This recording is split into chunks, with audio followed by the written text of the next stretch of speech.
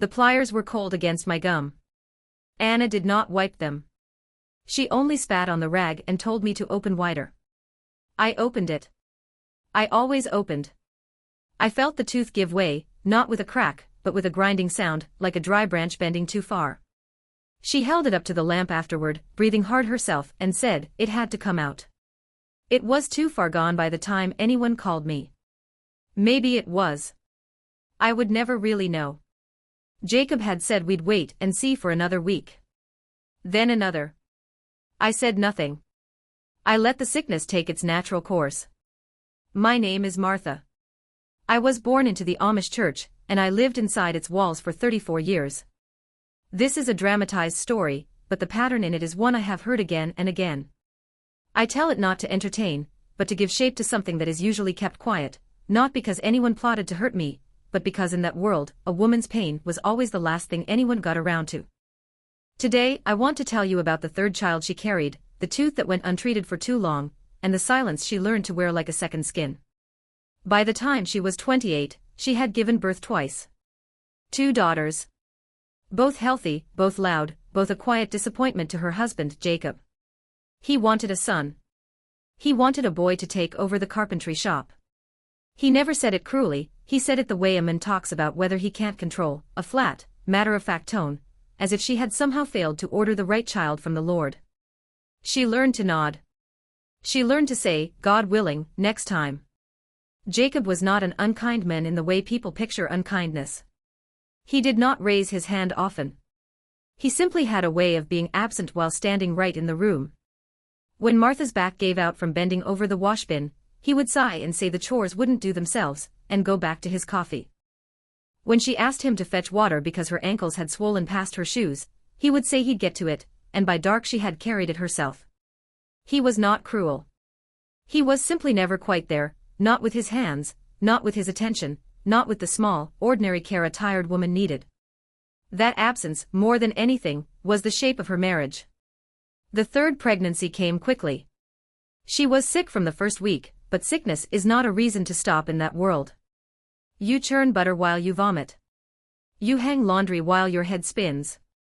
You scrub floors on your knees because the bishop says a woman's posture during labor reflects her posture before the Lord. So she knelt. She scrubbed. She swallowed the vomit back down when she could.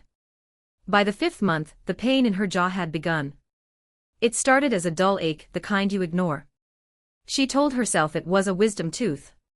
She told herself it would pass. But it did not pass. It grew into a throbbing, hot pulse that traveled up into her ear and down into her neck. She could not chew. She could not swallow broth. She started to lose weight. The other women in the community noticed her thin face, her hollow cheeks. They whispered that she was not eating enough for the baby. They whispered that she was being vain. She was not being vain. She was starving because every sip of soup sent a bolt of lightning through her jaw. One night, after Jacob had fallen asleep, she lay in the dark and felt the tooth pulse with her heartbeat. She placed her hand over her cheek. It was warm to the touch. She knew, even with her limited knowledge, that something was very wrong. She prayed for the pain to stop. She prayed for the baby to be safe. She prayed that Jacob would wake and see her suffering. He did not wake. He never woke up. The next morning, she stood at the kitchen counter and asked him, using the softest voice she could manage. Jacob, I need to see the English dentist. The one in Millersburg. I think the tooth is dying. He did not look up from his coffee. He only said, it's not that simple, Martha. The trip costs money we don't have right now, with the baby coming. Let's see if it settles. She did not argue. She never argued. That was the hardest part, there was no fight to have, no villain to name. Just a husband who kept saying let's wait while she got thinner, and a wife who had been taught that wanting things for herself was a kind of vanity. That night she lay beside him, listening to him breathe easy in his sleep, and she understood that his comfort had simply outweighed hers, the way it always did, without either of them ever calling it a choice. She said nothing. She let the sickness take its natural course. The weeks that followed were the loneliest of her pregnancy. She sat alone at the quilting frame while the other wives talked around her, their voices dropping whenever she winced. Nobody asked if she was in pain. Amish women were not raised to ask, and she was not raised to tell. She began to notice how much of her life had been built on that same quiet arrangement, everyone assuming someone else was watching out for her, and no one actually was. A week later, she collapsed in the barn. The woman carried her inside and laid her on the kitchen floor, because her bed was too far and the stairs too steep. They called for Anna, the bishop's mother, 90 years old, with knobby fingers and a steady gaze, known for her gift of pulling teeth. She arrived with a small cloth bag, pliers, a rag, a spoon.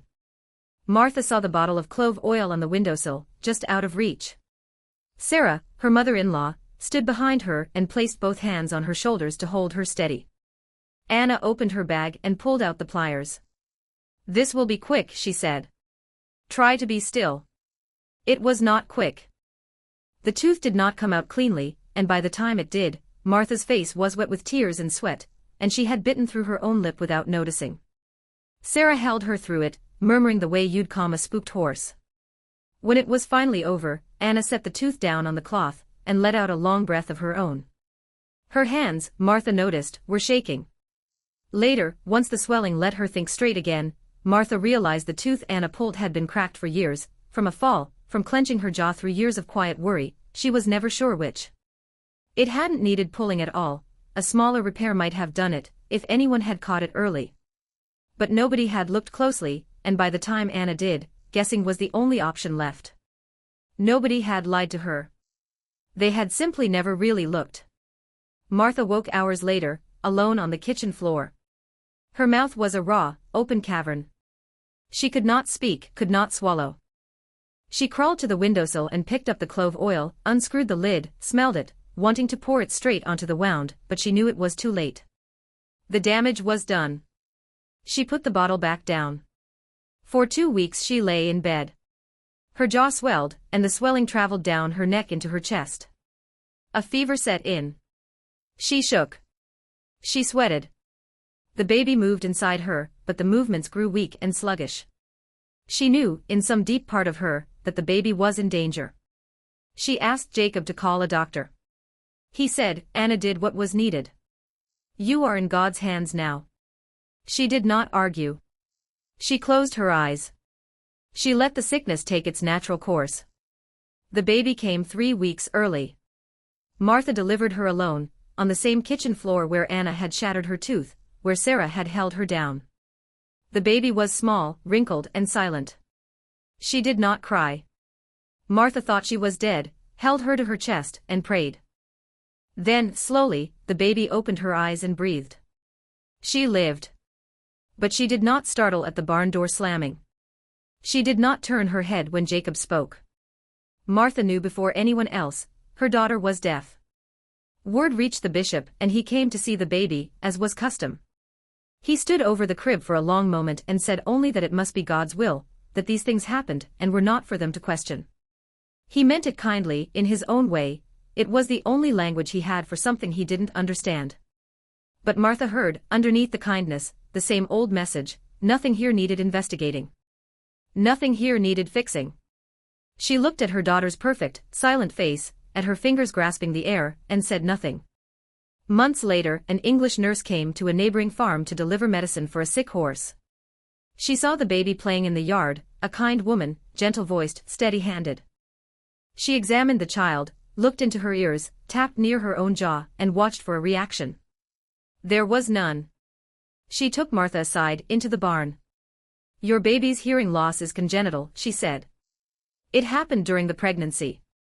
When you had that severe fever, the infection damaged the auditory nerve. The fever was the cause." "The fever was from the surgery," Martha said. Gently, the nurse nodded. If the infection had been caught earlier, before the fever got that high, this might have turned out differently. She wasn't accusing anyone. She said it plainly, the way you'd explain a fact about weather or water. "I know how things work out here. I'm not judging you. But I want you to know it wasn't your fault, and it wasn't hers." She offered to take Martha somewhere with better care, somewhere she could rest. "You don't have to decide anything today. I just want you to know the door is open." Martha looked at her deaf daughter. She looked at the farmhouse, at the fields where Jacob was working. And she said no. No, because she had 3 children. No, because if she left she would never see them again. No, because the community would not believe the nurse, they would believe the bishop, they would believe Anna, they would say Martha was a liar, that she was possessed. She said no, and the nurse left. 5 years passed. The girl did not learn to speak or to read. The community treated her as a burden. Jacob resented her, called her a reminder of Martha's failure, a curse. Martha sat at the quilting frame every night and listened to him. She said nothing. One winter night, Sarah sat beside her at the frame, eyes on her needle, speaking sideways the way Amish women do when they're afraid of being overheard. I asked Jacob to take you into town that first week, she said. When you first told him about the tooth. Martha stopped stitching. She waited. He said we couldn't spare the money, with the baby coming. I told him money wasn't the point. I told him twice more, after that, when you stopped eating right. He kept saying next week. Next week. Sarah's needle had gone still in her hand. I should have driven you myself. I had the buggy. I was afraid of what people would say. I've carried that for a long time. Did you know it would get this bad? Martha asked. Sarah shook her head slowly. No. I don't think anyone did, not really. I think that's almost worse. Nobody meant for any of it. We just all kept deciding it wasn't quite bad enough yet to make a fuss over it. And then it was too late to decide anything at all. Martha stared at her. She felt something loosen in her chest, not forgiveness, not yet, but the relief of finally hearing someone else say it out loud. Thank you for telling me, she said. What will you do? Sarah asked. Nothing, Martha said. She let the sickness take its natural course. That night, she sat in the barn with her deaf daughter sleeping on a pile of hay, watching her tiny chest rise and fall. She was perfect. She was silent. She was the only person in Martha's world who had never lied to her. She could not speak, and that was her gift. Martha walked back to the kitchen, picked up the clove oil that had sat on the windowsill for 5 years, unscrewed the lid, and poured every last drop down the sink, watching it disappear. It had always been within reach. Nobody had ever used it. That was the part she couldn't stop turning over. The next morning, she did something she had never done before. She asked Jacob to sit down at the table, and she told him, plainly, that their daughter needed more than the community could give her, a proper hearing specialist, a way to learn signs, a chance at a life that wasn't built entirely around what she couldn't do. Jacob didn't answer right away. For once, she didn't fill the silence for him. She just waited. It took him 3 days to agree to the trip into town. It wasn't an apology, and it wasn't enough, not on its own. But it was the first time in 10 years of marriage that Martha had asked for something and simply refused to let the answer be next week. She kept asking. Slowly, unevenly, things began to move, a specialist twice a year, a set of hand signs the family learned together at the kitchen table, badly at first, then less badly. Her daughter learned to sign her own name before she turned 6. She signed it constantly, proudly, to anyone who'd watch. Martha never became a loud woman. She never raised her voice in meetings or challenged the bishop outright. But she stopped waiting for permission to notice her own pain, and her daughter's, and to say something about it out loud. That was the whole of her rebellion, and it turned out to be enough to change the shape of her daughter's life. I'm telling you this story because so many people carry a version of it. Being taught that your pain is something to manage quietly. Being told, gently, to wait just a little longer. Watching a problem grow simply because everyone assumed someone else was handling it. If any part of this felt familiar to you, the pain you were taught to carry alone, the help you talked yourself out of asking for, you are not weak, not lazy, not too much. Learning to ask, even quietly, even late, is not a small thing. It may be the only miracle that matters. If this story resonated with you, you're not alone. Subscribe to Hannah the Amish Girl if you want more stories like this one, dramatized, but built from the patterns so many people recognize. Stay with me. I have more to tell. In this story, the sickness had always been allowed to take its natural course, until, finally, Martha decided it wouldn't anymore.